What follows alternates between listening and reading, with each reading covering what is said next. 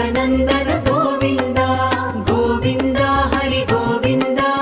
गोकुलनन्दन गोविन्द नित्य निर्मल गोविन्द नीलमेघ श्याम गोविन्द पुराण पुरुष गोविन्द पुण्डरीकाक्ष गोविन्द गोविन्द हरि गोविन्द